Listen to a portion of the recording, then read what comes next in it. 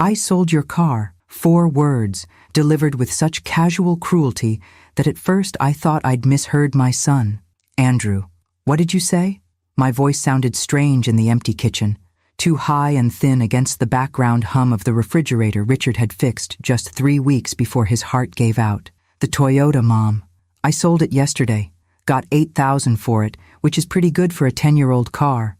The satisfaction in his voice made my stomach clench. "I've already put the money into an account I set up to manage your finances. You need to be practical now that Dad's gone." I gripped the counter to steady myself, staring at the faded wallpaper Richard and I had hung together when we first bought this small house 26 years ago. The Toyota had been Richard's pride, a reliable sedan he'd maintained meticulously, teaching me basic maintenance so I'd never be stranded or taken advantage of by unscrupulous mechanics. "But I need that car for work," I managed to say, trying to keep the panic from my voice. "The hospital is across town. There's no direct bus route." Andrew's sigh crackled through the phone, impatient and dismissive. "Mom, be realistic. You're 58. Should you even be working at your age? Besides, the insurance and maintenance would have been too expensive for you on your own."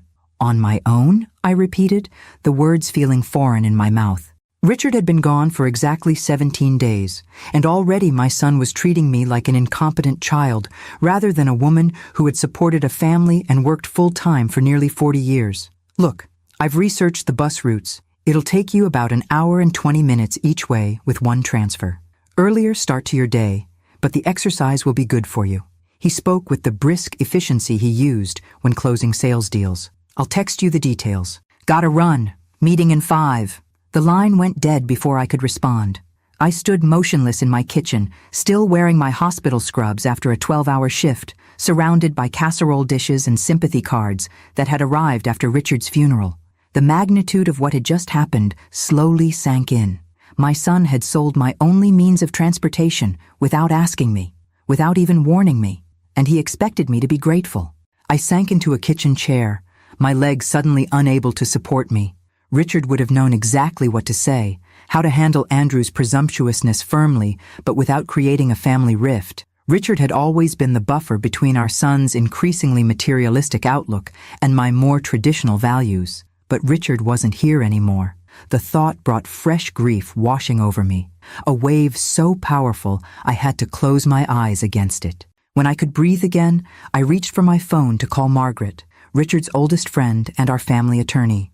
If anyone would know what to do, it would be Margaret. But my finger hovered over her contact information without pressing. What exactly would I say? That my grown son had sold my car without permission and I didn't know how to stand up to him? The humiliation burned hot in my chest. Instead, I set the phone down and walked to the window overlooking our modest driveway. The empty concrete rectangle where the Toyota had reliably sat for the past decade mocked me with its barrenness. Richard had always parked it at the perfect angle to make it easier for me to back out. The practical implications of Andrew's actions began to cascade through my mind. My shift at the hospital started at 7 a.m. To arrive on time via the bus route Andrew mentioned would mean leaving the house by 5:30 a.m. I'd return home after 8 p.m. on late shifts. In winter, both journeys would be in complete darkness. Then another realization hit me with stunning clarity. The car's title. Richard had been meticulous about paperwork. For our 30th anniversary, he had transferred the Toyota's title solely into my name. "One less thing to worry about if anything happens to me," he'd said at the time. Had Andrew even checked the vehicle's registration before selling it? Did he have any legal right to sell property that wasn't his? I walked quickly to the filing cabinet in the spare bedroom where Richard had kept all our important documents. The vehicle folder was missing. My hands began to shake as I searched more frantically through the neatly labeled sections: insurance, medical, house deed, warranties. The entire automotive section had been removed. Andrew must have taken the documents when he came by last week, ostensibly to help organize Dad's paperwork. I'd been grateful at the time, too overwhelmed with grief and exhaustion to question why he needed to take anything with him. I sank onto the edge of the bed, Richard's side still undisturbed, his reading glasses still on the nightstand. The magnitude of my son's betrayal expanded like a dark stain. This wasn't impulsive. This was calculated. He had deliberately taken the documents, sold a vehicle he had no right to sell, and had the audacity to frame it as helping me. My phone buzzed with an incoming text. Andrew had sent a complicated bus schedule with multiple transfers, not the single transfer he'd mentioned. The journey would actually take closer to 2 hours each way. The final line read, "The exercise and fresh air will be good for you. We need to schedule a time to go through Dad's tools in the garage too. I can probably get a decent price for them." His tools, Richard's beloved tools, collected over 40 years as a mechanic. The tools he had used to teach neighborhood kids basic car maintenance every summer. The tools that were extensions of his skilled, capable hands. Something shifted inside me then, grief transforming into a cold, clear anger I had never experienced before. Richard wouldn't have wanted me to suffer in silence. He would have expected me to stand up for myself. I picked up my phone again, but this time I didn't hesitate. "Margaret," I said when she answered, "I need your help. And I need to know if there's any way to get into the Toyota's glove compartment without having the car." Margaret arrived at my house 40 minutes later, her silver hair pulled back in its usual no-nonsense bun, a leather portfolio tucked under one arm. At 72, she still practiced law part-time, specializing in elder rights and estate planning. She and Richard had been friends since high school, bonding over a shared love of classic cars and justice in equal measure. "He did what?" she demanded after I explained the situation, her voice rising with indignation. She paced my small living room, the floorboards creaking beneath her sensible shoes. "Andrew sold your car without permission? Without even consulting you?" "He says he put the money in an account he set up for me," I explained, hearing how pathetic it sounded, even as the words left my mouth. Margaret's eyes narrowed. "An account you don't control, I'm guessing? One he has access to?" I nodded, shame warming my cheeks. When had I become this person? This doormat that my own son felt comfortable walking all over? Evelyn. Margaret sat beside me on the sofa, taking my hands in hers. "This isn't just inappropriate. It's illegal. The Toyota was in your name, not his. He had no legal right to sell it. He took all the car documents from Richard's filing cabinet," I said. "I think that's why I needed to get into the glove compartment. Richard always kept duplicates of important papers there." A small smile played at the corners of Margaret's mouth. Richard was always prepared for every contingency. "It drove me crazy in court, but it was what made him such a good mechanic." She squeezed my hands. "But there's something else you should know, Evelyn. Something Richard asked me not to tell you until it became necessary." I felt a chill run through me, despite the warm spring evening. "What is it?" "Richard came to see me about 3 months ago. He'd been having some chest pains." "What?" I interrupted, fresh grief and guilt washing over me. "He never told me." "He didn't want to worry you," Margaret said gently. "You know how he was, always protecting everyone else. The doctor had given him some warnings about his heart, and Richard, he wanted to make sure everything was in order, just in case." She opened her portfolio and removed a sealed envelope with my name written on it in Richard's familiar, precise handwriting. "He asked me to give you this if anything happened to him, and if Andrew started behaving exactly as he is now." My hands trembled as I took the envelope.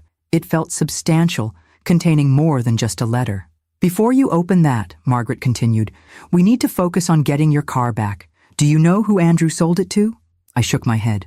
"He didn't say, just that he got $8,000 for it." Margaret pulled out her phone. "What's the license plate number?" I recited it from memory.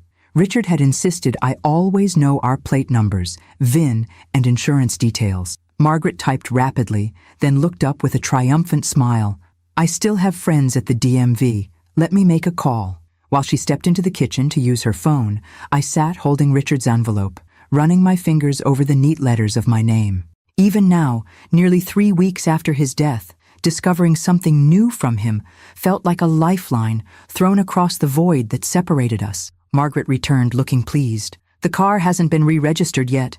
Whoever bought it hasn't completed the paperwork. That gives us an advantage." She sat beside me again. "Now, about that glove compartment. What exactly do you think is in there?" "I'm not sure," I admitted, but Richard was methodical about backups. He always said the glove compartment was the heart of the car's history. "Well, we're going to get that car back," Margaret declared with the confidence that had made her such a formidable attorney. "But first, I think you should read what Richard wanted you to know."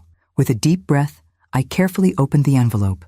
Inside was a letter and what appeared to be a small safe deposit box key. "My dearest Evelyn, If you're reading this, two things have happened. I'm no longer with you, and Andrew has started making decisions he has no right to make. I've known for some time that our son has developed values very different from ours. While we raised him to respect people regardless of their wealth or status, he's chosen to measure worth only in dollars and appearances. I've prepared for this possibility. The key enclosed opens safe deposit box U-247 at First National on Broadway. Inside, you'll find everything you need to understand what I've been building for us over the past 30 years. But there's something even more important in the Toyota's glove compartment, something Andrew must never find. It contains proof of everything, plus an envelope you'll need to take to Margaret immediately. I'm sorry I kept secrets from you, my love. I wanted to protect you from worrying, and I wanted to be sure everything was perfectly in place before I shared it all. I thought I had more time. Know that every decision I made was out of love for you and hope for Andrew to eventually become the man we raised him to be, not the man he currently is. All my love, always, Richard. I looked up at Margaret, tears blurring my vision. What was he building for us? What secrets? Margaret's expression was gentle but determined. I think we need to get that car back to find out, and I have an idea how to do it. She pulled out her phone again. First, I'm going to report the vehicle as stolen, which legally it was. Then I'm calling my grandson. He works at the DMV and can tell us exactly who tried to register the title transfer. Won't Andrew get in trouble? Despite everything, he was still my son. Margaret gave me a level look. Evelyn, Richard was my best friend for over 50 years. He spent his entire life making sure you were taken care of. If Andrew has interfered with that, then yes, he deserves whatever consequences come his way. As Margaret made her calls, I reread Richard's letter, my fingers tracing his handwriting, hearing his voice in every carefully chosen word. Whatever was in that glove compartment, whatever Richard had been building for us, it was clearly something he felt would protect me after he was gone. And Andrew had unknowingly sold it along with the car. By the time Margaret finished her calls, night had fallen. She looked satisfied as she returned to the living room. Good news. The car was sold to a dentist in Boulder, Dr. Paul Mercer. He bought it for his daughter as a college graduation present. It's still sitting in his garage. They won't pick it up until the weekend. She sat beside me, looking more energized than I'd seen her since Richard's funeral. We're going to Boulder first thing tomorrow morning. I've already left a message with Dr. Mercer explaining the situation. What did you tell him? The truth. That your recently widowed status was exploited by someone who illegally sold your vehicle without permission? She patted my hand. Don't worry. I didn't throw Andrew under the bus completely. I simply explained that a family member exceeded their authority during a time of grief. I nodded, grateful for her tact, even as I struggled with the painful reality of my son's betrayal. Now, Margaret continued, get some rest. Tomorrow we retrieve your car and find out what Richard was protecting in that glove compartment. As she left, I stood in the doorway watching her headlights disappear down the street. For the first time since Richard's death, I felt something besides grief stirring inside me. A quiet determination, a spark of the strength he had always seen in me, even when I couldn't see it myself. Whatever was in that glove compartment, I knew one thing for certain. Richard had left me the tools to stand on my own against whatever came next, even if that whatever turned out to be my own son. The drive to Boulder the next morning felt surreal. Margaret insisted on driving, saying I looked too exhausted to be behind the wheel. I couldn't argue. I'd barely slept, my mind racing with questions about what Richard could have hidden in the Toyota's glove compartment that was so important. Did Richard ever mention investments to you?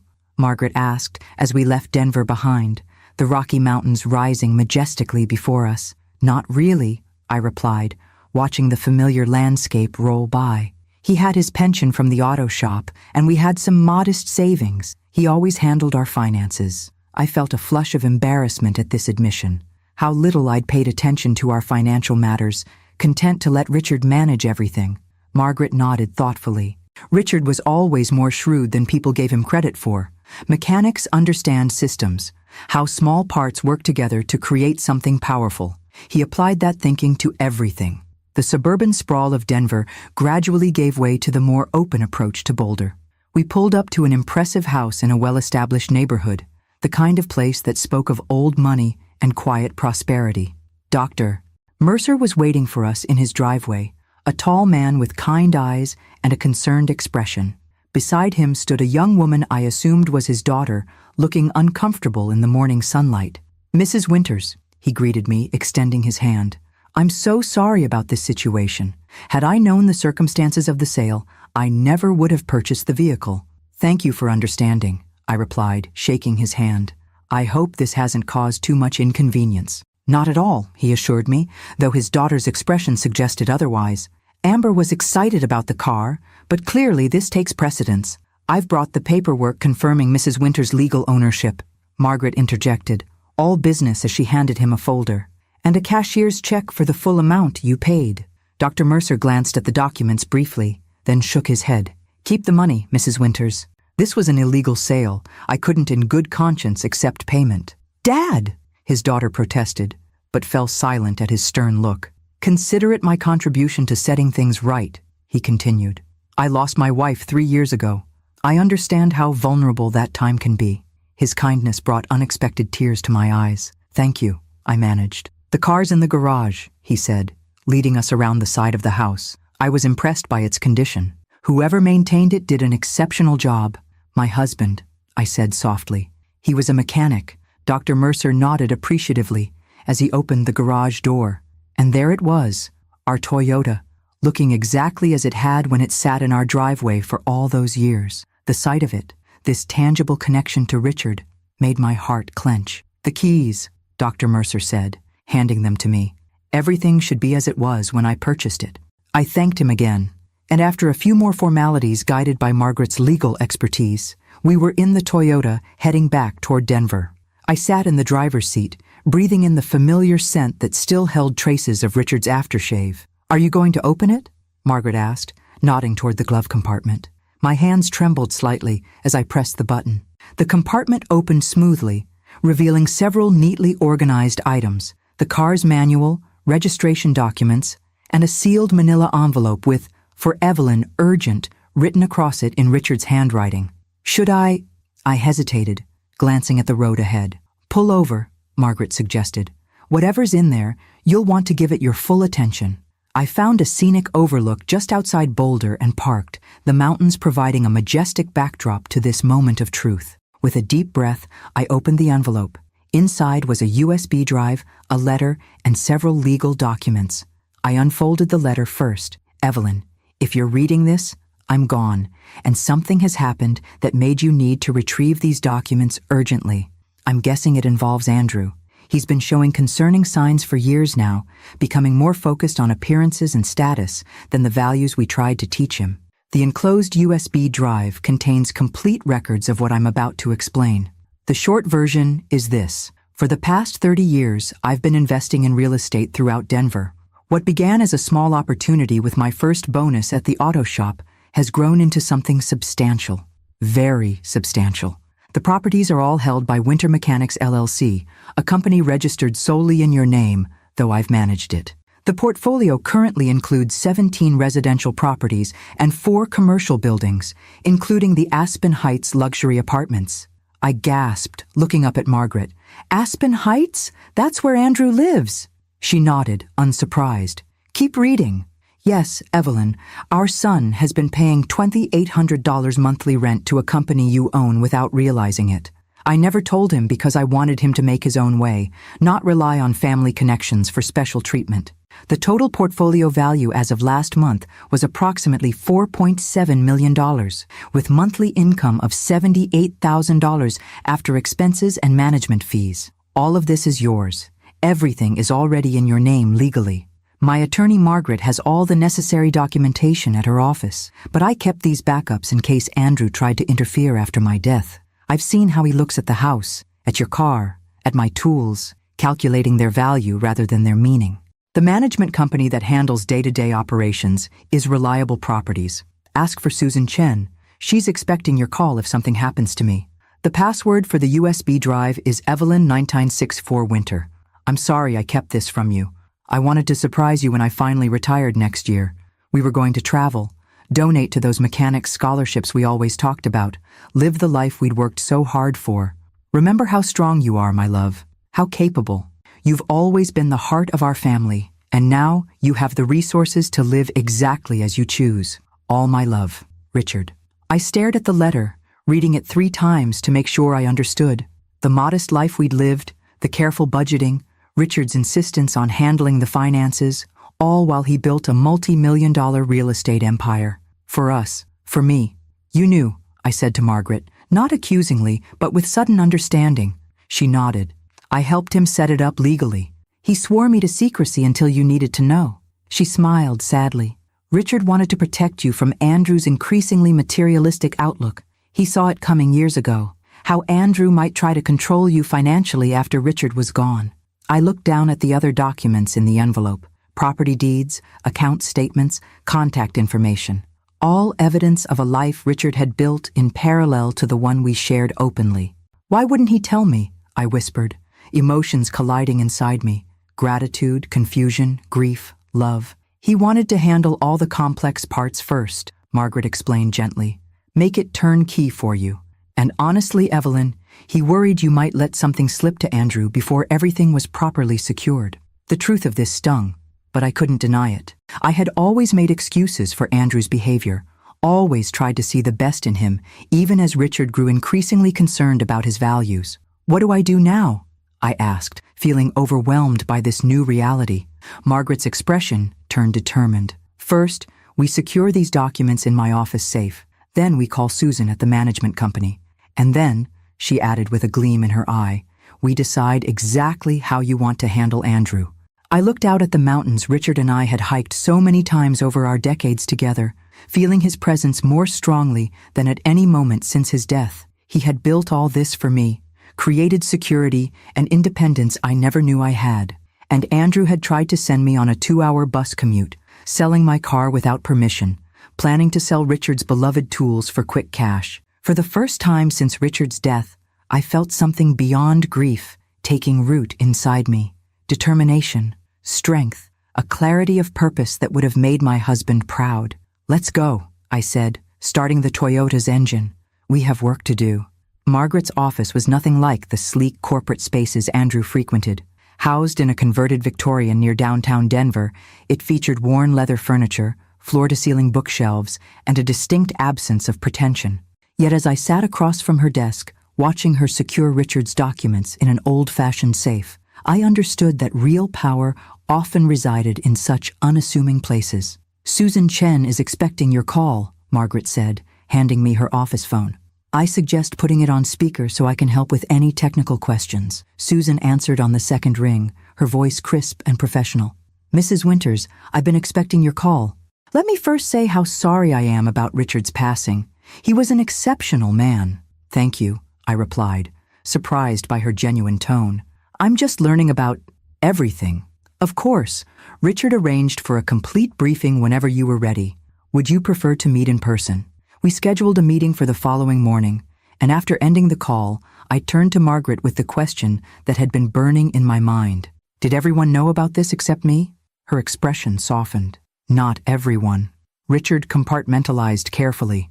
Susan knows you own the properties but doesn't know you weren't actively involved. The tenants only know Reliable Properties as their management company. The only people who knew the full situation were Richard, myself, and my associate who helped with the legal structures. I nodded, trying to process the magnitude of what Richard had built while maintaining our modest daily life. All those evenings he spent helping friends with car troubles. He was often inspecting properties or meeting with contractors, Margaret confirmed.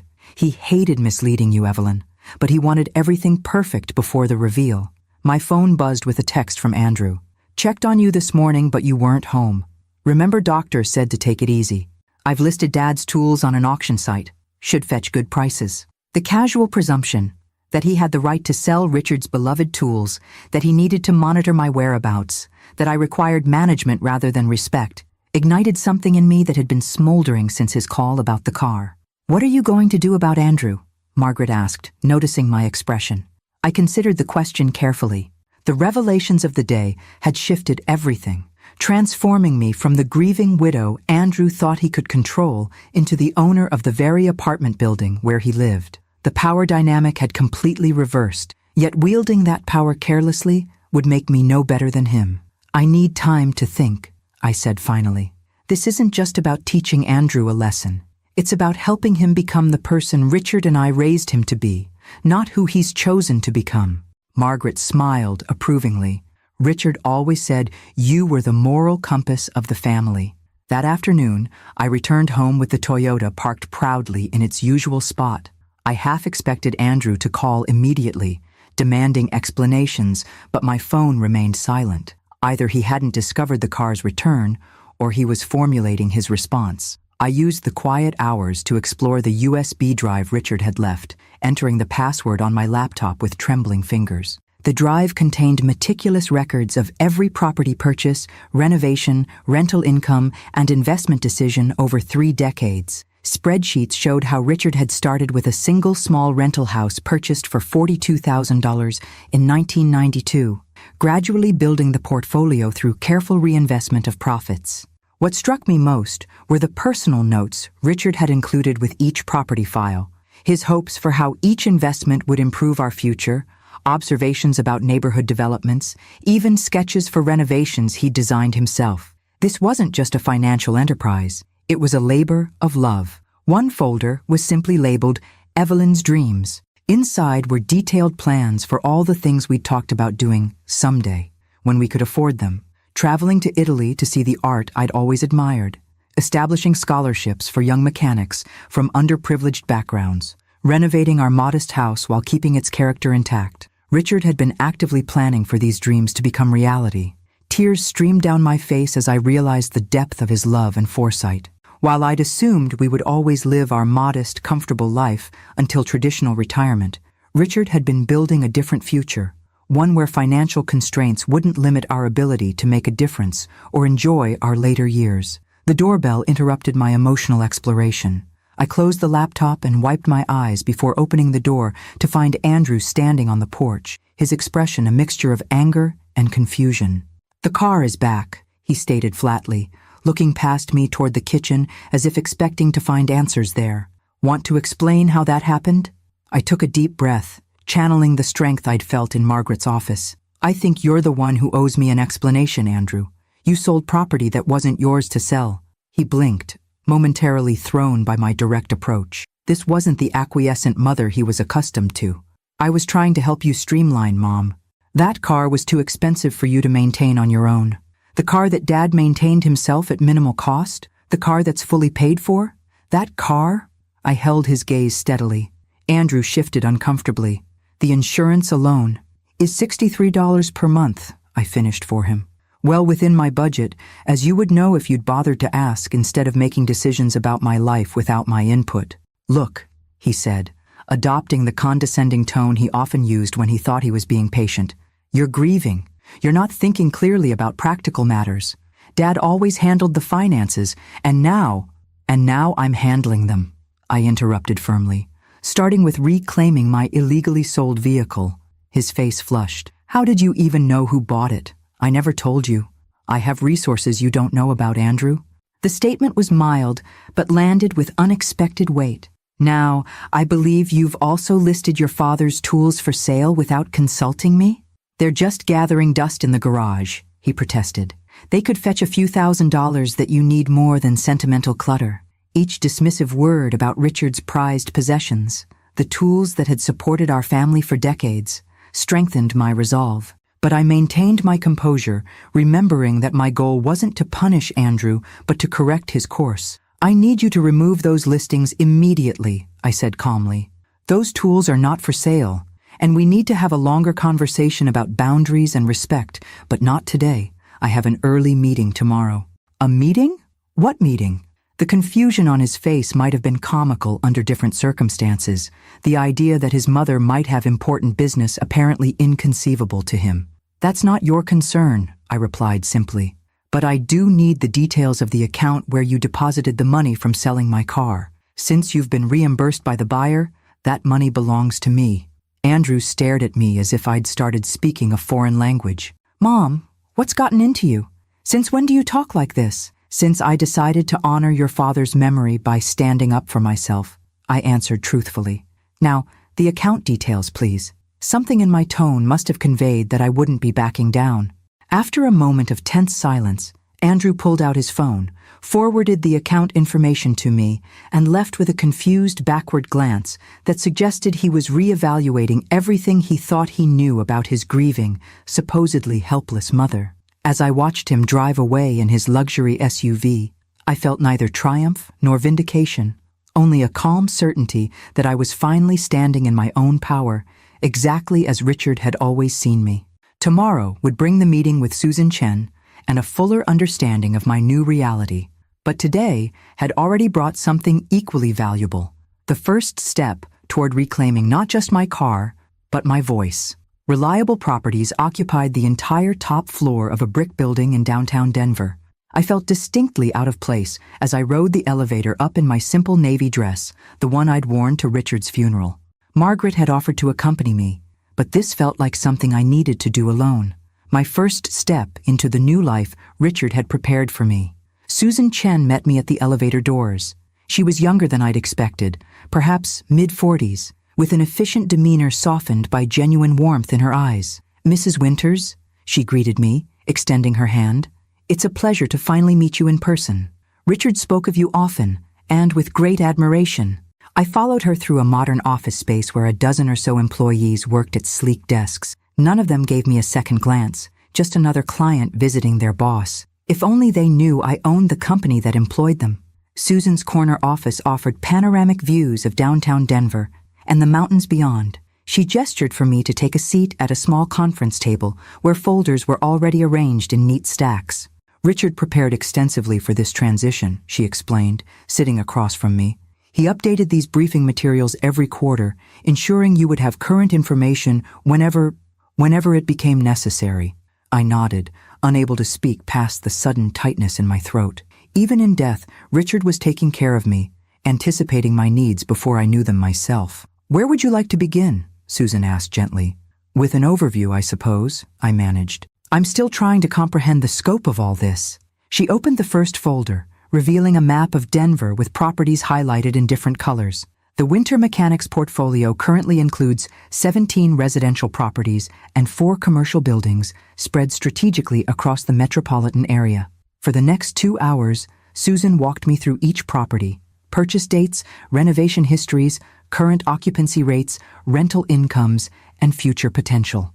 The residential properties ranged from a 4-unit building purchased in the early days to the crown jewel, Aspen Heights, the luxury apartment complex where Andrew lived. Aspen Heights generates the most revenue, Susan explained. 32 units, all premium priced, with a consistent 98% occupancy rate. Your son's unit, 14B, is one of our largest 2-bedrooms. "Does Andrew know who owns the building?" I asked, though I already suspected the answer. "No. All tenants deal directly with Reliable Properties. The ownership structure, your ownership, is not disclosed." She hesitated.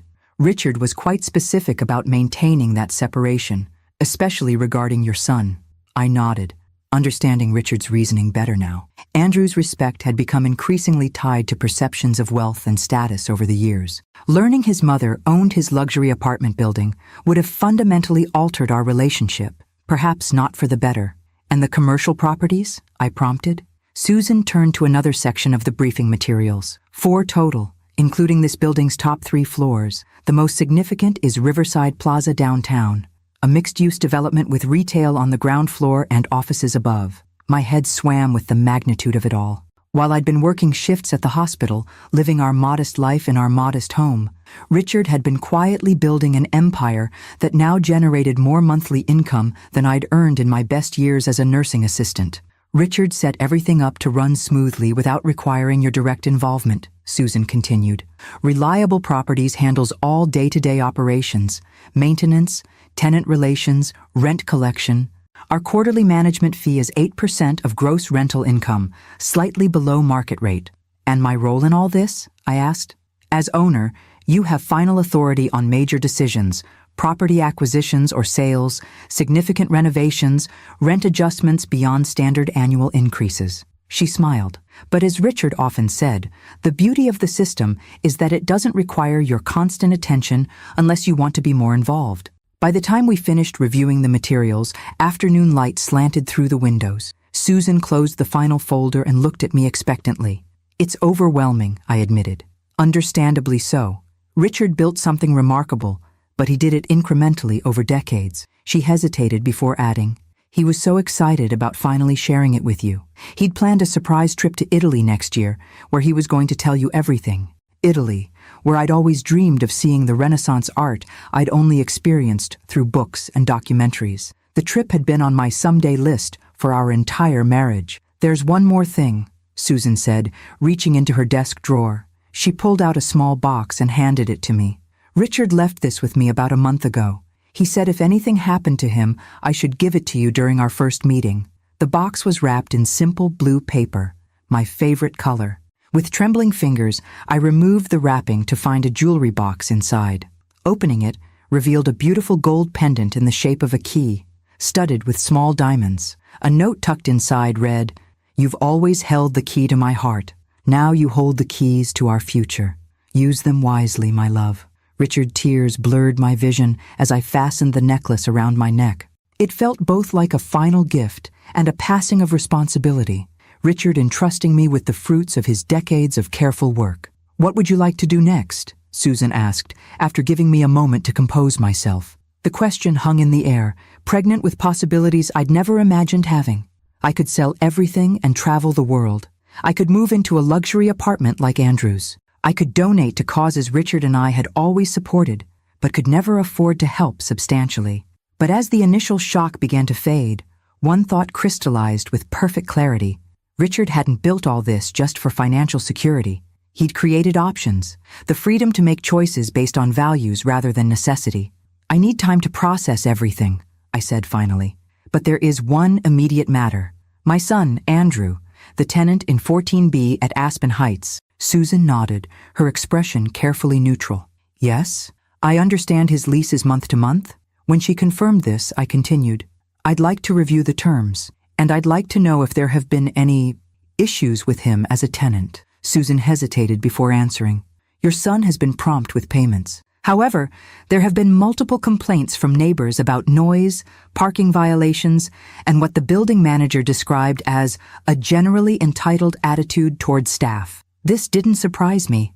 Andrew had always expected special treatment, a tendency that had only worsened as his career in sales advanced. "I see," I said, my decision solidifying. "Please don't make any changes to his situation yet, but I would like to schedule a property tour of Aspen Heights tomorrow, if possible. As the new active owner, I should familiarize myself with all the properties, starting with the most significant." Susan's slight smile suggested she understood perfectly what I was considering. "Of course, Mrs. Winters. I'll arrange everything. The building manager, Mr. Patel, will be delighted to show you around." As I left Reliable Properties that afternoon, the gold key pendant resting against my chest, I felt a strange mixture of grief and possibility. Richard was gone, but he'd left me with more than just financial assets. He'd given me the power to reshape relationships that had become distorted over time, particularly with our son. The question now was how best to use that power, not for revenge or petty satisfaction, but for something Richard would have valued more, helping Andrew find his way back to the values we'd tried to instill in him throughout his childhood. Tomorrow's visit to Aspen Heights would be the first step in a careful recalibration that had been long overdue. Aspen Heights stood in one of Denver's trendiest neighborhoods, its sleek glass and steel facade reflecting the morning sunlight. As I parked the Toyota in the visitors section, deliberately choosing to drive myself rather than arrive in the company car Susan had offered, I tried to see the building through fresh eyes. This wasn't just my son's apartment complex anymore. It was my property, part of Richard's legacy to me. The lobby featured marble floors, a waterfall wall, and staff dressed in crisp uniforms. Raj Patel, the building manager, greeted me with professional courtesy, showing no indication that Susan had revealed my ownership status. To him, I was simply a company representative touring the property. Aspen Heights maintains a 98% occupancy rate with minimal turnover, he explained as we entered the elevator. Our amenities include a rooftop pool, fitness center with yoga studio, business center, and 24-hour concierge service. I nodded, absorbing details about my own property that I'd never known. "And the tenants? What's the demographic?" "Primarily young professionals and executives," Raj replied. "Average age 35 to 45, average income in the upper six figures. Many work in finance, tech, or healthcare administration. The world Andrew had aspired to join, where value was measured in income brackets and job titles. As we toured the immaculate fitness center and the stunning rooftop pool area, I couldn't help wondering what Richard had thought, watching our son embrace these superficial values while distancing himself from the principles we'd raised him with. "We've prepared a vacant unit for your inspection," Raj continued, leading me down a hallway on the 14th floor. "It's identical in layout to units 14A through D." I hesitated. "Actually, I'd like to see 14B specifically." A flicker of something, concern, discomfort, crossed Raj's face. "14B is currently occupied, Mrs. Winters. We don't typically enter tenant units without proper notice unless there's an emergency." "I understand," I assured him. "I don't need to enter. I'd just like to verify its location relative to other units." Raj relaxed slightly. "Of course, it's this way." He led me down another pristine hallway to a door marked 14B. Andrew's home, the luxury apartment he'd been so proud to secure 2 years ago, making a point of mentioning its exclusivity and waitlist whenever conversation allowed. "There have been some concerns regarding this particular tenant," Raj said carefully, keeping his voice low. "What kind of concerns?" He hesitated, clearly uncomfortable discussing tenant issues with someone he perceived as company management. "Nothing that violates lease terms explicitly. Noise complaints occasionally. Some issues with guest parking. A tendency to expect exceptions to building policies." I nodded, unsurprised. Andrew had always believed rules were flexible for people of certain status, a perspective that had intensified as his sales career advanced. "And how does the tenant respond when these concerns are raised?" I asked. "Typically with promises to comply, followed by temporary improvement before the behaviors resume," Raj replied diplomatically. "We've documented everything according to company policy." As we continued our tour, viewing the business center where young professionals worked on laptops and the elegant community room available for resident functions, I considered what I'd learned. Andrew wasn't just living beyond his means financially. He was bringing the same entitled attitude to his home life that he'd displayed in selling my car and planning to sell Richard's tools. After completing the tour and thanking Raj for his time, I sat in my car in the visitor parking area, contemplating my next steps. Through the lobby windows, I could see residents coming and going, some in business attire heading to work, others in casual clothes walking designer dogs. All of them living in a building I owned, including my son, who believed his mother needed to take the bus to work. The irony might have been amusing if it weren't so painfully revealing of how far Andrew had strayed from the values Richard and I had tried to instill. My phone buzzed with a text from Andrew. "Notice the car is back. We need to talk about your financial situation. Dinner at my place tonight? 7 p.m.? The presumption in his tone was nothing new, but my perspective had shifted dramatically. This wasn't my successful son generously offering guidance to his struggling mother. This was a man who had illegally sold my property, now assuming he could continue managing my life without consequences. I texted back, "I'll be there at 7. And yes, we definitely need to talk." That afternoon, I met with Margaret to update her on what I'd learned from Susan and my tour of Aspen Heights. Her office felt like a sanctuary of straight talk after the carefully diplomatic language of the corporate world. "So, what's your plan for tonight?" she asked after I'd filled her in. "Going to drop the property ownership bomb immediately, or build up to it?" "Neither," I replied, surprising myself with the clarity of my decision. "I'm not going to tell him yet." Margaret raised an eyebrow. "Oh?"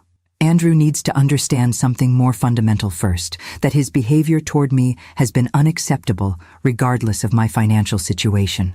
I twisted Richard's key pendant between my fingers as I spoke. "If I tell him about the properties now, he'll change his behavior because I'm wealthy, not because he respects me." "Richard would approve," Margaret said with a smile. "He always said you saw people more clearly than anyone he knew." "I failed to see how Andrew was changing," I admitted. "Or perhaps I saw but didn't want to acknowledge it. We all have blind spots where our children are concerned," Margaret said gently. "The question is, what you do once your eyes are opened." By the time I arrived at Aspen Heights that evening, I had a clear plan, not for revenge or dramatic revelation, but for beginning the more challenging process of helping Andrew reconnect with values he'd abandoned in pursuit of status and appearance. The concierge greeted me politely, checking my name against the visitors list before directing me to the elevators. As I rode up to the 14th floor, I touched the key pendant at my throat, drawing strength from this tangible connection to Richard.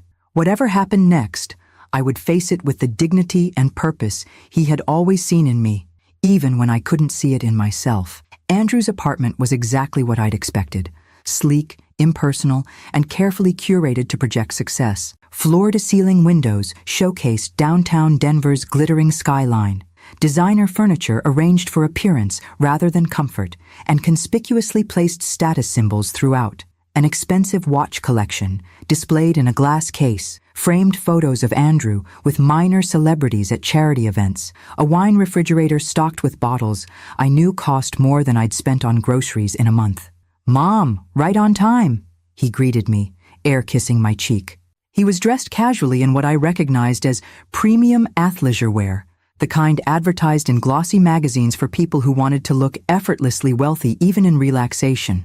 "I ordered dinner from Bellini's. Hope you like Italian."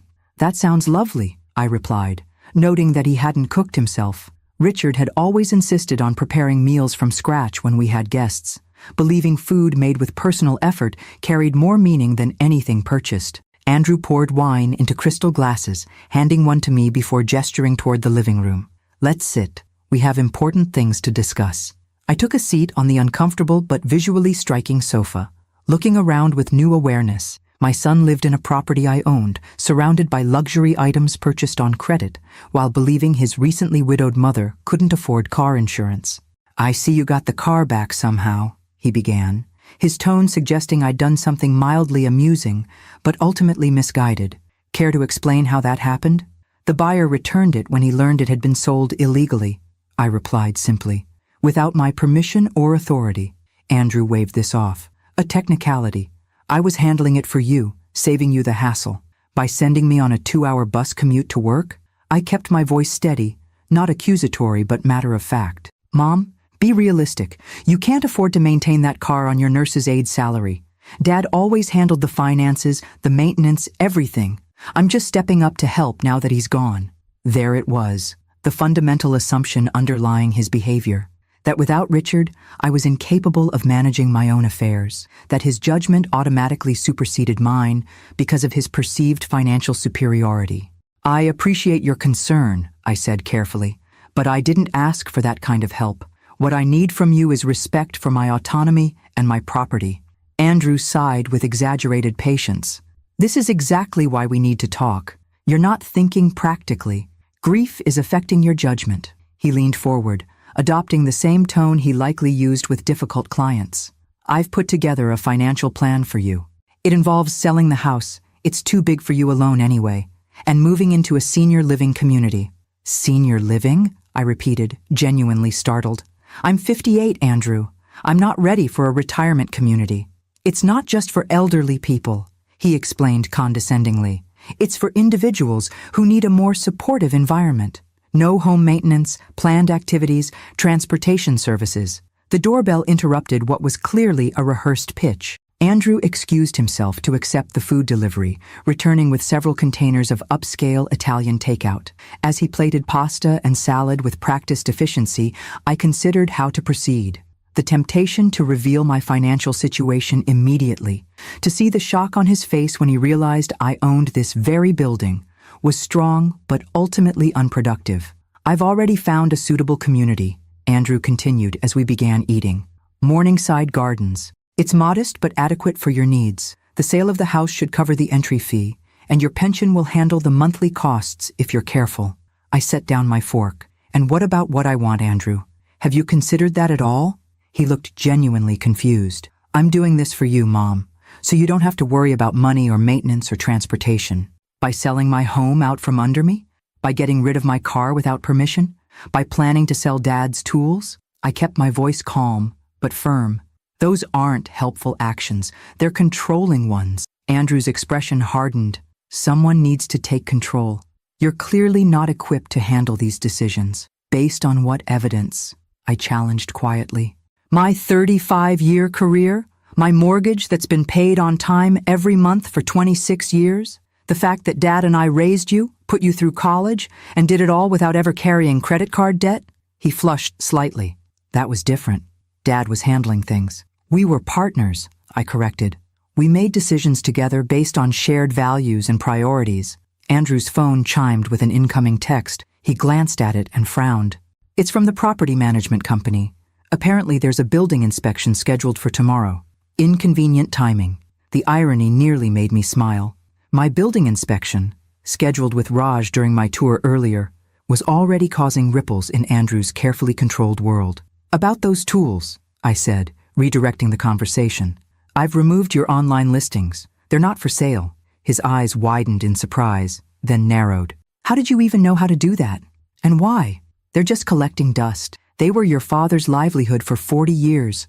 The tools that paid for your education, your first car, the down payment on your first condo.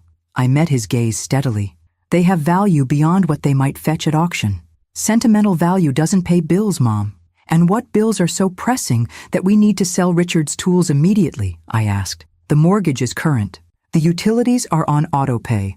I have health insurance through the hospital. What financial emergency are you solving? Andrew seemed momentarily at a loss, unused to being challenged on his financial pronouncements. It's about planning ahead, creating a cushion, being practical. Or is it about control? I suggested gently.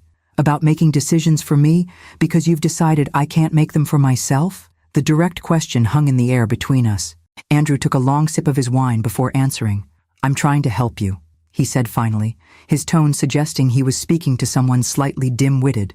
Dad asked me to look out for you before he died. This caught me by surprise. He said that specifically? Well, not in those exact words, Andrew hedged, but he knew you'd need guidance with financial matters. He always handled everything. I thought of the extensive documentation Richard had left, the careful preparations he'd made to ensure I would have not just financial security, but complete independence. The contrast between what Richard had actually done and what Andrew claimed he'd wanted couldn't have been starker. I think I knew your father better than you did, I said quietly, and I don't believe that's what he wanted at all. Andrew's expression hardened. This is exactly what I was afraid of. You're being emotional rather than practical. This is why I took initiative with the car. That initiative was illegal, I reminded him. The car was in my name only. You had no legal right to sell it. A technicality, he dismissed again. Family helps family. I'm trying to secure your future. I studied my son across the table, this person I'd raised, but somehow failed to instill with the values Richard and I had lived by. The realization was painful, but necessary. Andrew wouldn't hear me as long as he saw me as financially inferior and therefore less worthy of respect or autonomy. I appreciate dinner, I said, rising from the table. But I think we should continue this conversation another time when we're both willing to listen to each other. Andrew looked startled. You're leaving? We haven't finished discussing the senior living arrangements. There's nothing to discuss, I replied firmly. I'm not selling my home or moving to Morningside Gardens. Those decisions are mine to make, not yours. As I gathered my purse, Andrew's expression shifted from surprise to condescension. Mom, be reasonable. You can't manage alone. The yard work, the maintenance, the finances. It's too much. I paused at the door, turning back to face him. I've been managing just fine, Andrew, and I'll continue to do so. The question isn't whether I can handle my life without your father. It's whether you can handle the fact that I don't need your control disguised as help. His face flushed with anger, but I left before he could respond, walking calmly to the elevator with a strange sense of lightness. For the first time since Richard's death, I had stood my ground completely, not just about the car or the tools, but about my fundamental right to direct my own life. As I drove home in the Toyota Richard had maintained so carefully, I realized tonight had been an important test, not of Andrew, but of myself. I had faced my son's attempts to control me without revealing the financial power I now held. I had asserted my autonomy based on principle rather than position. Richard would have been proud. And tomorrow, when Raj Patel conducted his inspection of Unit 14B, would bring a subtle but significant shift in the dynamics between mother and son, one Andrew wouldn't even recognize until much later. The game had changed, but only I knew the new rules. The building inspection notification had clearly rattled Andrew more than he wanted to admit. He called 3 times the following morning, each message more agitated than the last. Mom, This inspection is ridiculous. They've never done one before. They're asking to check everything. Plumbing, electrical, even closet spaces. It's invasive. Can you believe they're threatening lease violations if I don't comply? I pay premium rent for this place. I let the calls go to voicemail, focusing instead on my meeting with Susan Chen. We sat in her office reviewing the property portfolios with special attention to Aspen Heights. The inspection is standard procedure when ownership changes hands, Susan explained. We're conducting them at all properties to give you a comprehensive understanding of current conditions. And has my son been notified it's a change of ownership inspection? I asked. No, tenants are simply informed it's a building-wide assessment. Your ownership remains confidential, as per the protocols Richard established. I nodded, satisfied. And Raj understands to treat Unit 14B exactly like all others? No special attention, positive or negative? Absolutely. He's our most professional manager, completely discreet. By afternoon, I was back at my modest home, tending to Richard's garden while listening to increasingly frustrated voicemails from Andrew. The final one came at 3:17 p.m., his tone shifting from annoyed to alarmed. Mom, you won't believe this. The building manager just cited me for 3 lease violations: unauthorized modifications to the thermostat system, excessive noise complaints, and improper storage in the fire exit stairwell. They're threatening to revoke my lease if I don't address everything within 2 weeks. This is ridiculous. I know the owner of the management company through work. I'm going to have someone's job over this. I set down my gardening tools, brushing soil from my hands as I considered this development. I hadn't instructed Raj to find violations, but I wasn't surprised he had. Andrew had always considered rules to be flexible guidelines that didn't fully apply to him. My phone rang again. Margaret this time. Your son just called my office, she said without preamble. He wants me to draft a complaint letter to Reliable Properties about harassment and selective enforcement. Apparently there's been an inspection. I couldn't help laughing. Did you tell him you represent me? Not him? I simply said I'd need to check for conflicts of interest before I could advise him, which is technically true. Her tone turned serious. How long are you planning to maintain this charade, Evelyn? The longer it continues, the more complicated the eventual revelation becomes. She had a point. My initial instinct to withhold information about my ownership of Andrew's building had made sense as a way to assess his attitude without the complicating factor of my newfound wealth. But extending the deception much longer might undermine the ultimate goal, helping Andrew reconnect with values beyond material success and status. I'll tell him soon, I promised. But I need him to understand something fundamental first, that his behavior has been unacceptable regardless of my financial situation. Well, he's certainly getting a taste of his own medicine with this inspection business, Margaret observed. Sometimes natural consequences are the most effective teachers. After we hung up, I checked my watch. Andrew would be finishing work soon. It was time for the next phase of what I'd begun to think of as Operation Perspective Adjustment. I drove to Aspen Heights, timing my arrival to coincide with the end of Raj's workday. He greeted me professionally in the lobby, offering a leather portfolio. The complete inspection report for Unit 14B, Mrs. Winters, as requested. I've highlighted the actual violations versus the cosmetic issues. Thank you, Raj. And the tenant's response? Initially argumentative, followed by attempts to establish social connections that might override the violations. Raj's neutral expression didn't change, but a slight tightening around his eyes suggested this wasn't an unusual experience with Andrew. When those proved unsuccessful, he indicated he would address the issues under protest. I nodded, unsurprised. Please continue treating Unit 14B exactly like any other apartment. No preferential treatment, but no targeted enforcement either. Just standard protocols. Of course, Mrs. Winters. As Raj departed, I settled into one of the elegant lobby chairs with the inspection report, making myself visible in the main entrance where residents returning from work would pass by. The violations were legitimate. Andrew had installed an unauthorized smart thermostat system that interfered with the building's central HVS, accumulated multiple noise complaints from neighbors, and was storing his expensive mountain bike in the emergency stairwell rather than the designated storage areas. Right on schedule, Andrew strode through the lobby doors at 5:45 p.m., his attention focused on his phone. He nearly walked past before registering my presence. Mom? He stopped abruptly, confusion evident on his face. What are you doing here? I closed the portfolio calmly. Waiting for you, actually. I thought we might continue our conversation from last night. His expression darkened. This isn't a good time. I'm dealing with a ridiculous situation with the building management. Some power-tripping inspector cited me for completely minor issues. Like storing your bike in the fire exit stairwell? I asked innocently. Andrew's eyes narrowed. How did you know about that? You mentioned lease violations in your voicemail, I reminded him. It seemed like a likely issue, given your tendency to prioritize convenience over rules. He dismissed this with an impatient gesture. The point is, they're suddenly enforcing obscure regulations that nobody follows. It's targeted harassment.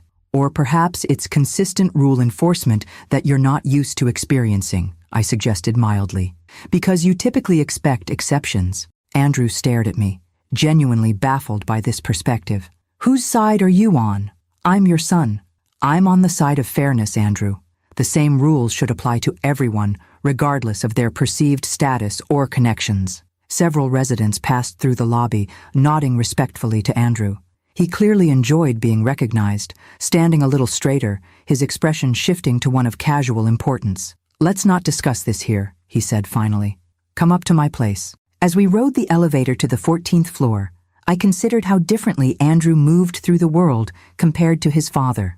Richard had commanded genuine respect through integrity, skill, and consistent treatment of everyone he encountered. Andrew cultivated the appearance of importance, adjusting his behavior based on what he thought people could do for him. In his apartment, Andrew immediately poured himself a whiskey without offering me anything. The inspection had clearly rattled him more than he wanted to admit. I don't understand why you're here, he said bluntly. Did you come to lecture me about following rules? Because that's rich coming from someone who can't even manage basic finances without help. The condescension in his tone strengthened my resolve. Actually, I came to return these. I removed a set of keys from my purse. They're the spare keys to the house that you took without asking. And to let you know I've changed the security code. Andrew blinked in surprise. You're overreacting. I needed access to help organize Dad's things. You needed to ask permission first, I corrected.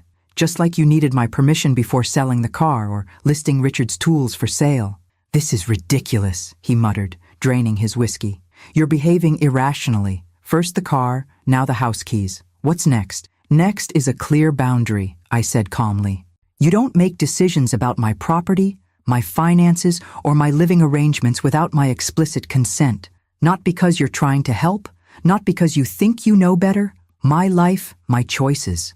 Andrew stared at me as if I'd started speaking a foreign language. This assertive, boundary-setting mother was completely unfamiliar to him.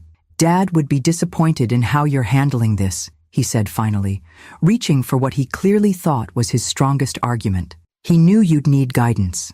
I touched the key pendant at my throat, drawing strength from it. Your father believed in me more than anyone ever has. He trusted my judgment, my resilience, and my ability to manage whatever came my way. For a brief moment, uncertainty flickered across Andrew's face, the first crack in his absolute conviction that he understood his father's wishes better than I did.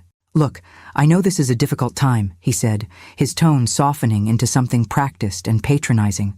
Grief makes people resistant to change. How about we table the senior living discussion for now and focus on smaller steps?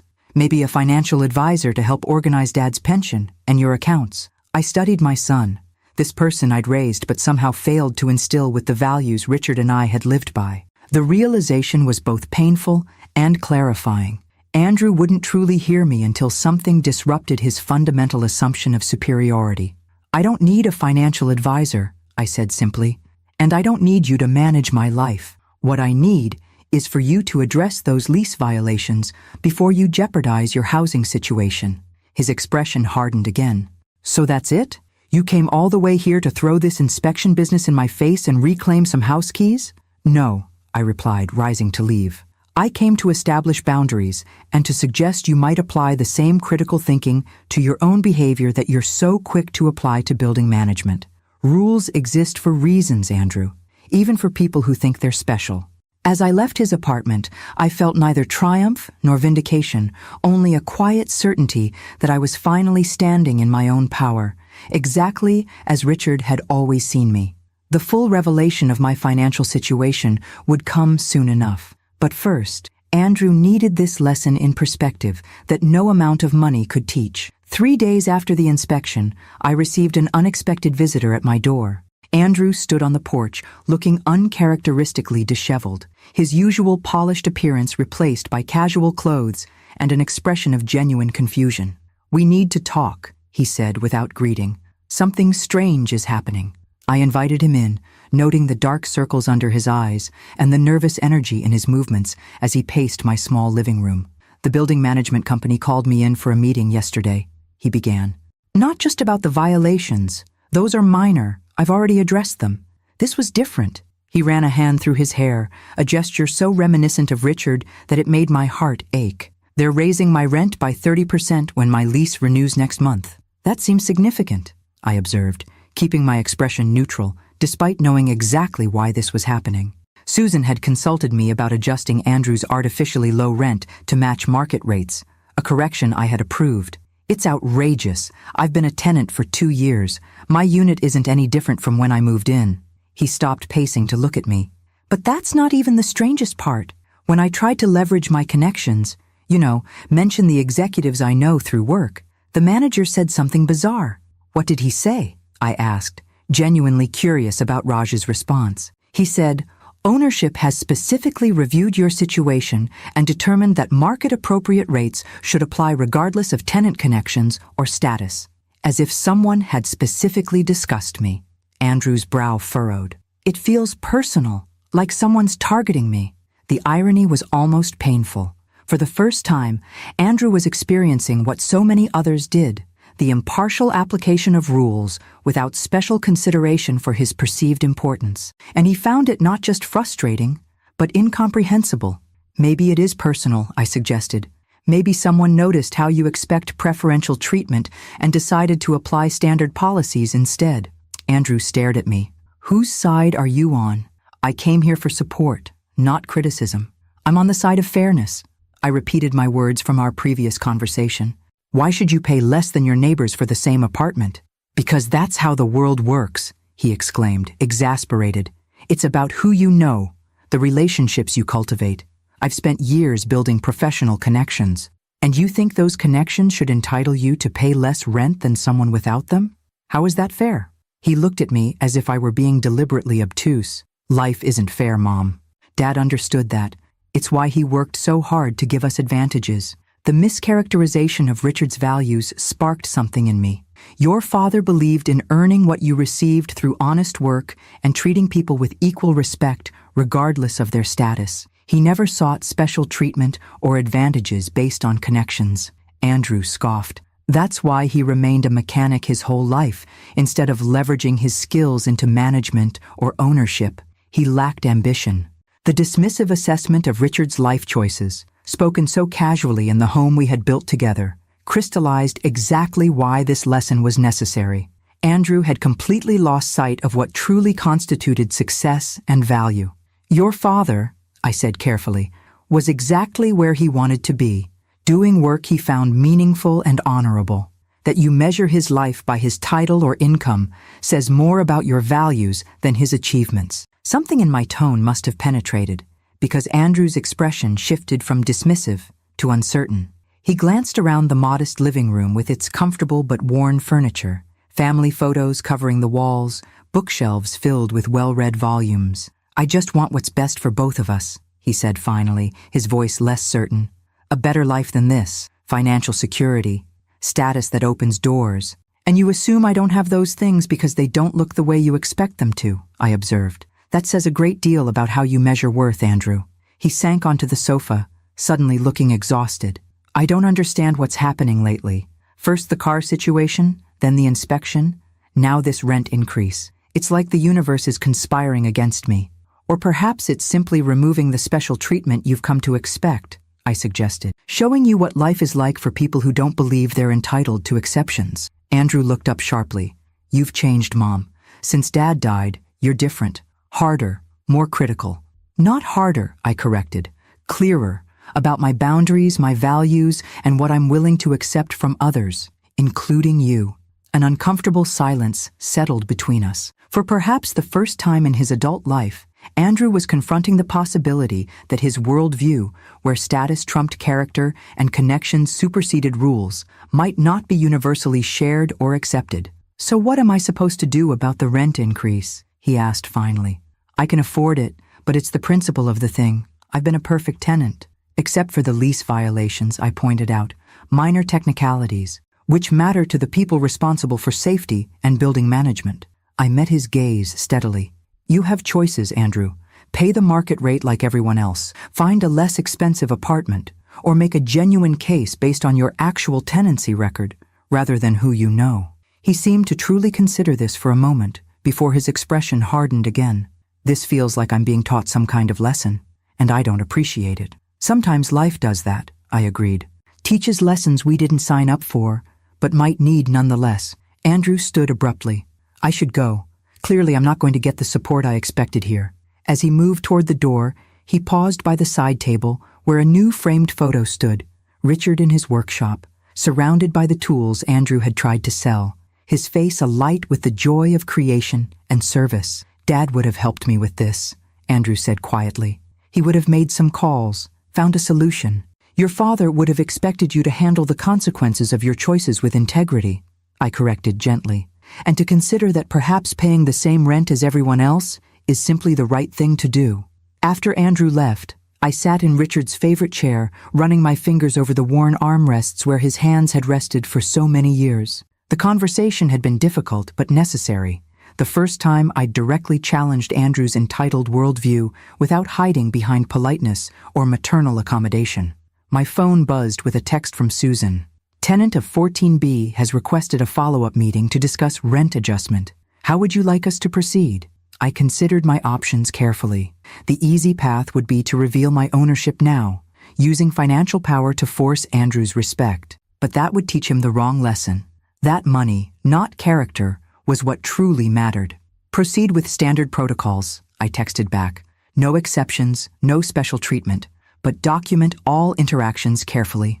The more difficult path, allowing natural consequences to unfold while maintaining appropriate boundaries, would take longer and involve more discomfort for both of us. But if there was any hope of helping Andrew reconnect with the values Richard and I had tried to instill, it was the only viable approach. As evening settled over the house Richard and I had shared for decades, I felt his presence more strongly than at any time since his death. Not as a ghost or spiritual visitation, but as the enduring influence of a life well lived, one guided by principles rather than appearances, substance rather than status. "I'm trying," I whispered to the empty room, "to honor what you built, to stand in my own strength, and to help our son find his way back to what truly matters." No answer came, of course, but as I touched the key pendant at my throat, I felt a quiet certainty that I was on the right path, not just for myself, but for Andrew as well. The ground was shifting beneath his feet, challenging assumptions he'd held for too long. Whether he would find better footing or continue to stumble remained to be seen. "I think it's time," Margaret said, as we shared lunch at a small cafe near her office. A week had passed since Andrew's visit about the rent increase, a week of pointed silence from my son, broken only by a terse text informing me he would handle the rent situation himself and didn't need my input. "Time for what?" I asked, though I suspected I knew. "Time to stop the charade." She set down her fork with characteristic precision. "Andrew's had his initial lessons in consequence and perspective. If you wait too long to reveal the full truth, the deception itself becomes the issue rather than the behavior you're trying to address." I nodded slowly, acknowledging the wisdom in her assessment. "I've been thinking the same thing, but I want the revelation to be meaningful, not just shocking. I want it to illuminate the values Richard lived by, not just the assets he built." "Ooh, so what's your plan?" Margaret's eyes gleamed with interest. "Richard's tools," I replied, "the ones Andrew wanted to sell for quick cash. I think they hold the key to the right approach." After lunch, I drove to the bank where Richard had kept his safe deposit box. Using the key he'd left in his letter, I opened it for the first time. Inside were meticulously organized documents, property deeds, investment records, insurance policies, all carefully labeled and cross-referenced. Richard had been preparing this for years, creating a comprehensive system I could navigate without his guidance. But tucked among the legal papers was something unexpected, a small leather-bound journal with "For Evelyn" written on the cover in Richard's precise handwriting. I slipped it into my purse, saving it for a private moment. That evening, I sat in our bedroom and opened the journal with trembling hands. It wasn't a diary in the traditional sense, but rather a series of letters Richard had written to me over the years, documenting his thoughts about our life together, his hopes for Andrew, and most relevantly, the philosophy behind his quiet investment strategy. November 12th, 2003. My dearest Evelyn, today I purchased the fourth property, the small apartment building on Maple Street. Andrew asked why I still waste time fixing other people's cars when I could move up to management. He doesn't understand yet that true value isn't found in titles or corner offices, but in work that matters and choices that reflect our deepest principles. Each property I buy is secured in your name through Winter Mechanics LLC. Not for tax advantages or liability protection, though those exist, but because everything I build is meant for you, for us, to create freedom of choice rather than obligation to others' expectations. I hope someday Andrew will understand that wealth isn't meant to elevate us above others, but to eliminate the pressures that might otherwise force us to compromise what matters most. Money should purchase freedom to live by our values, not replace them with hollow status. All my love, Richard. Tears blurred my vision as I read entry after entry, spanning nearly 3 decades. Richard's voice reaching out from beyond death, affirming the very lessons I was now trying to teach our son. The final entry, dated just 2 weeks before his heart attack, hit me with particular force. April 3rd, 2023. My dearest Evelyn, the doctor's news today wasn't good. My heart is weaker than we thought. I've accelerated the final preparations, ensuring everything is properly structured for your security. Margaret knows what to do if things progress more quickly than we hope. I worry most about Andrew. He's built his identity on external markers of success while missing the deeper satisfaction of living with integrity and purpose. My greatest hope is that he'll eventually recognize what truly constitutes a life well lived. Not accumulation or status, but contribution and character. My tools, the ones he's always viewed as just old equipment, represent this philosophy better than anything else I own. Each one has helped create something of value, repair what was broken, build what was needed. They're not just implements, but embodiments of the principles I've tried to live by. If I don't get the chance to show him this myself, perhaps someday you can help him see that the most valuable things I leave behind aren't properties or investments, but the example of measuring worth by contribution rather than acquisition. All my love, always, Richard. I closed the journal, Richard's final written words etching themselves into my heart. The revelation was both painful and illuminating. He had known his time was limited, had accelerated his preparations while shielding me from worry, and had held out hope for Andrew's eventual understanding of what truly mattered. The path forward crystallized with perfect clarity. Richard's tools would indeed be the key, not just as physical objects, but as embodiments of the values they represented.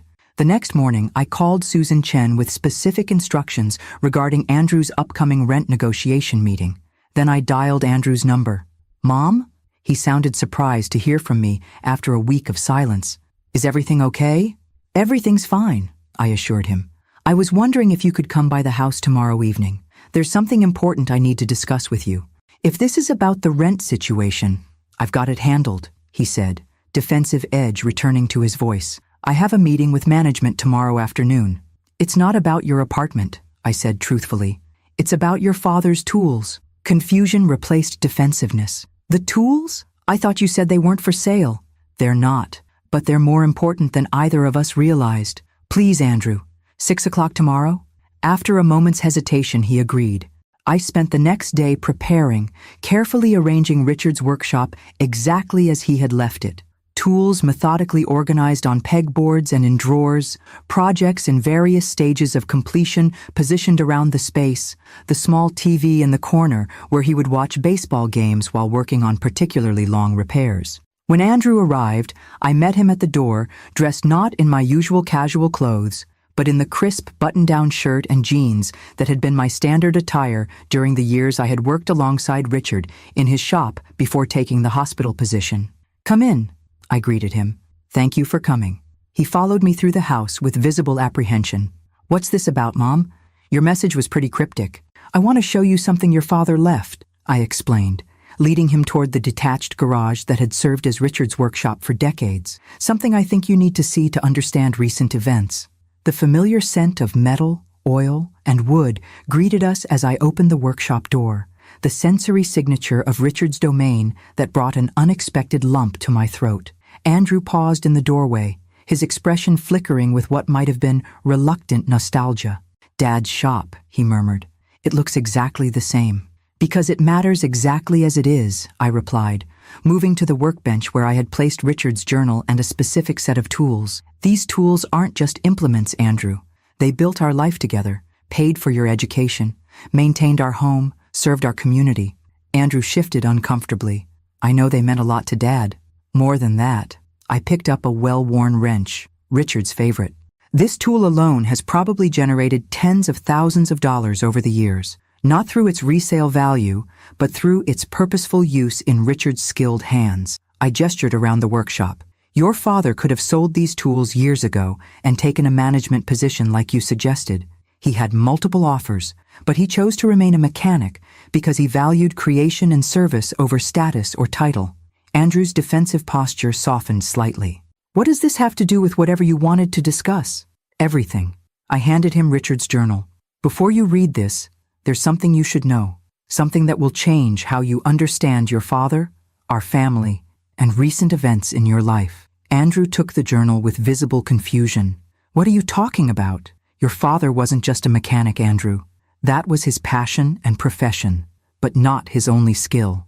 I took a deep breath. While working with his hands and charging fair prices that ordinary people could afford, Richard was also quietly building something else, something he kept private for specific reasons. Building what? Andrew's curiosity was clearly piqued, despite his desire to maintain emotional distance. "A real estate portfolio currently valued at approximately $4.7 million, I stated simply, "including, among other properties, Aspen Heights luxury apartments, where you live." The journal slipped from Andrew's suddenly nerveless fingers. I caught it before it hit the concrete floor. "That's not possible," he whispered. "Dad was a mechanic. We lived like this." He gestured around at the modest workshop. "We lived according to our values," I corrected gently. "Comfort without ostentation, security without status seeking, purpose beyond accumulation. These were choices, Andrew, not limitations." His eyes widened as understanding began to dawn. "You're saying Dad owned my building? That you own it now?" "Winter Mechanics LLC owns it," I confirmed. "A company Richard established 30 years ago, registered solely in my name from the beginning. The same company that owns 16 other residential properties and 3 commercial buildings throughout Denver." Andrew sank onto Richard's workshop stool, his worldview visibly crumbling. "The inspection, the rent increase, that wasn't coincidence." "No," I acknowledged. "After you sold my car without permission, I discovered what Richard had built for us, including the fact that you've been paying below-market rent in a building I own while suggesting I take the bus to work because I couldn't afford car insurance." The stark reality of his actions laid bare in this new context rendered Andrew momentarily speechless. I placed the journal gently on the workbench beside him. "This contains your father's thoughts about what he was building and why, his hopes for both of us, his concerns about the values you were embracing." I touched his shoulder lightly. "I'll give you privacy to read it. Take as long as you need." As I turned to leave, Andrew found his voice. "Mom, we'll talk after you've read it," I said quietly. "Some truths need to be absorbed before they can be discussed." I left him in the workshop, surrounded by the tools he had tried to sell. Tools that represented everything Richard had valued and everything Andrew had gradually dismissed in pursuit of status and appearance. The revelation was complete. Now, the more difficult work would begin, helping my son find his way back to the values that truly constituted his father's legacy.